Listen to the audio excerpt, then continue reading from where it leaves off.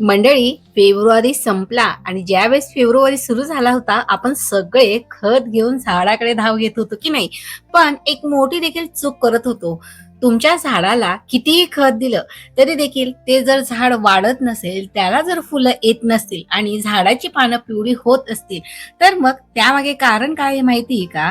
तुमचं झाड route bound झालेलं असू शकतं. आज मी तुम्हाला कॉमन कुंडीतल्या झाडांमध्ये रूट बाइंडिंग कसं ओळखायचं आणि घरीच झाड कसं रिपोर्ट करायचं हे देखील दाखविणार आहे. सो मंडळी, हे आहे मोगऱ्याचं रोप, जे की मी पॉलीबॅग मधून बाहेर काढलं आणि याची जी मुळं आहेत ती पूर्णपणे गोलन म्हणजे एकमेकांना गुंडाळलेली आणि गोल अशा अवस्थेत आहे. सो सर्वात प्रथम हाय हॅलो नमस्कार मंडळी, मी राजश्री पाटील मनपूर्वक स्वागत करते आजच्या पुन्हा एका नवीन आणि माहितीपूर्वक व्हिडिओमध्ये. मंडळी, फेब्रुवारी महिन्यामध्ये आपण भरपूर अशी खतं झाडांना देऊन घेतलेली होती. एक ना अनेक वेगवेगळ्या प्रकारची वेगवेगळ्या झाडांवर खतं दिली, पण खतं देत असताना मात्र सर्वात महत्वाचं म्हणजे रूट बाउंड विषयी तर जाणूनच घेतलं नाही. सो रूट बाउंड म्हणजेच काय, तर ज्यावेळेस झाडाची मुळे कुंडीमध्ये पूर्ण भरून जातात आणि त्यांना वाढायला जागा राहत नाही, तेव्हा ती कुंडी भोवती गोल फिरायला लागतात.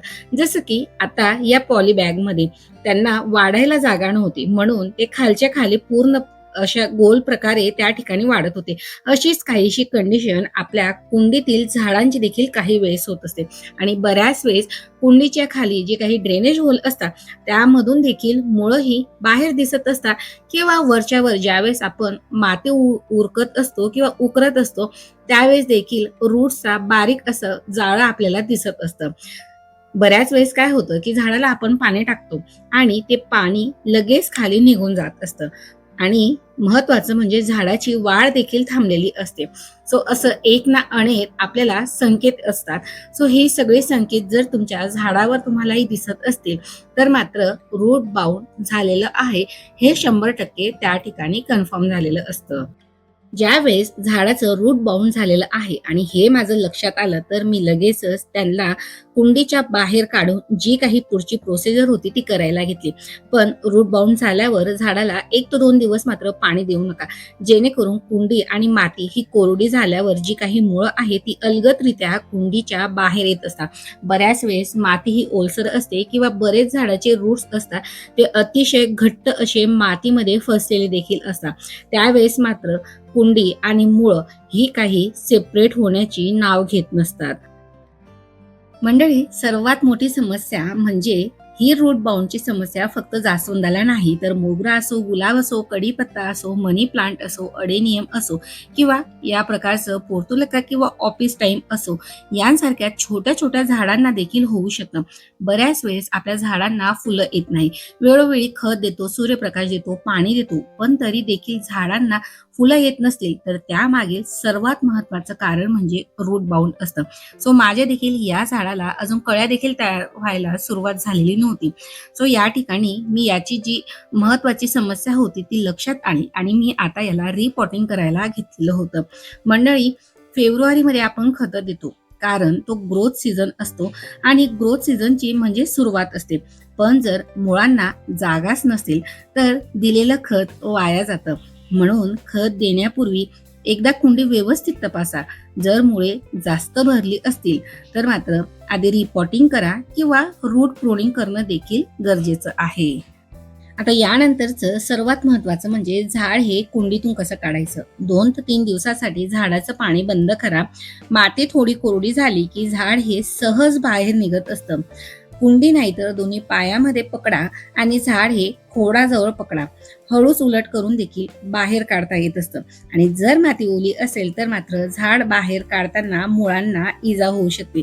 जसे की आता या ठिकाणी मनी प्लांटच्या बाबतीत सेम सिच्युएशन झालेली आहे. ती मातीमध्ये एवढी घट्ट झालेली होती की बाकीची मुळं ही मातीतच राहिली आणि बाकीची मुळं ही वरच्यावर झाडासोबत येऊन गेली.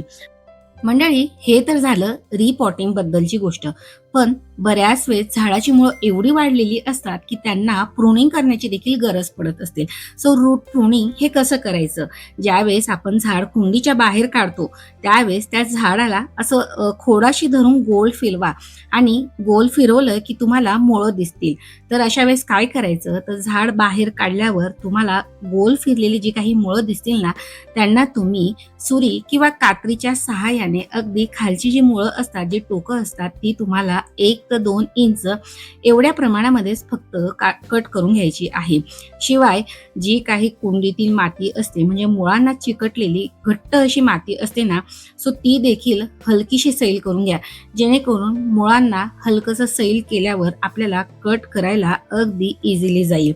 नसेलच तर अशी जर तुमची कुंडीच्या बाहेर मुळं आली असेल तर तुम्ही अशा प्रकारे देखील कुंडीच्या बाहेर न काढता कट करू शकतात आणि साईडने देखील आपल्याला अगदी हलकीशी कट करून घ्यायची आहे. पण सर्वात महत्त्वाचं म्हणजे या ठिकाणी जे काही तुम्ही कटर असो किंवा कात्रीचा वापर करणार असाल त्याला मात्र सॅनिटाईज करून घ्या. त्यानंतरच त्याचा वापर तुम्ही कटिंगसाठी करू शकता. मंडळी, रूट्स कट करताना ते फक्त 20 to 30% कापा. यामुळे नवीन फ्रेश रूट्स देखील फुटत असतात. जर तुम्ही मुळे न कट करता परत झाड कुंडीत लावलं तर मात्र पुन्हा ही समस्या काही दिवसांनी येणार आहे. शक्य झाल्यास आता सध्या जी कुंडी वापरत होतात त्यापेक्षा 1 इंचने कुंडी मोठी घेऊन त्यामध्ये रूट्स कट करून पुन्हा झाड मात्र नवीन कुंडीत शिफ्ट करा. जेणेकरून रूट बाउंडची समस्या ही लवकर त्या ठिकाणी येणार नाही. आणि हो मंडळी, ज्या कुंडीतील तुमची झाडांची कंडिशन अशी काही असेल तर त्या कुंडीतली वाळलेली सुकलेली झाडं देखील साईडला करून घ्या. त्या कुंड्या रिकाम्या करा आणि त्या ठिकाणी पुन्हा आता नवीन सीझनल आपण जी काही झाडं आहेत ती लावू शकता. मंडळी, ह्या सर्व गोष्टी झाल्यानंतर नवीन माती कशी तयार करायची, तर मंडळी कुंडीतील जुनी माती ही तशीच न वापरता त्यामध्ये गांडूळ खत, नीमखली, नीम पावडर, थोडं फंगीसाईड आणि जुनी माती. जुन्या मातीला 1 ते 2 दिवसासाठी उन्हामध्ये देखील ठेवू शकता. याने माती ही रिचार्ज होत असते. अशा प्रकारे वेल ड्रेन सॉइल पॉटिंग मिक्सचर तयार करा. कुंडी अर्धी भरा, त्यावर पुन्हा झाड ठेवून घ्या आणि वरून पुन्हा जी काही पॉटिंग सॉइल मिक्सचर आपण तयार केलेलं आहे ती माती टाकून घ्या. त्यानंतर हलकीशी ती माती दाबा. याने झाड देखील व्यवस्थित घट्ट बसत असतं. तर मंडळी, या ठिकाणी आपण झाडाला कुंडीच्या बाहेर काढलं, त्यानंतर रूट कटिंग, प्रुनिंग केली आणि त्याला पुन्हा कुंडीमध्ये आपण लावून घेतलेलं आहे. पण ही सर्व प्रोसेस झाल्यानंतर आफ्टर केअर काय करायचं, तर झाडाला मात्र भरपूर असं पाणी द्यायचं आहे. 3 ते 4 दिवस झाडाला पूर्णपणे आपल्याला सावलीत देखील ठेवायचं आहे. थोडी पानं सुकली तर अजिबात मात्र घाबरू नका. झाडाला थोडं सेट होण्यासाठी वेळ लागत असतो. जेव्हा पानं पुन्हा तुम्हाला टवटवीत दिसतील त्याच वेळेस झाडाला हळूहळू उन्हात ठेवा. नेहमी खत देण्यापूर्वी एकदा कुंडी नक्की तपासा आणि त्याच्यानंतरच झाडाला खत द्या. आणि सर्वात महत्त्वाचं म्हणजे या ठिकाणी आपण झाडाच्या रूट सोबत काम केलेलं आहे, त्यामुळे झाड तर मात्र हलकंसं स्ट्रेसमध्ये जाणार. त्यासाठी झाडाला सेट होण्यासाठी मात्र 5 ते 6 दिवस सावलीत ठेवा.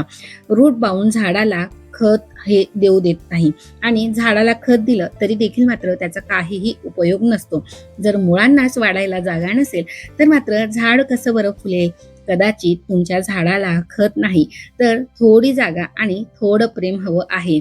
तर मंडळी, तुम्ही देखील झाडाला खत देण्यापूर्वी नक्की एकदा तरी कुंडी चेक करा आणि त्यानंतरच झाडाला खत द्या.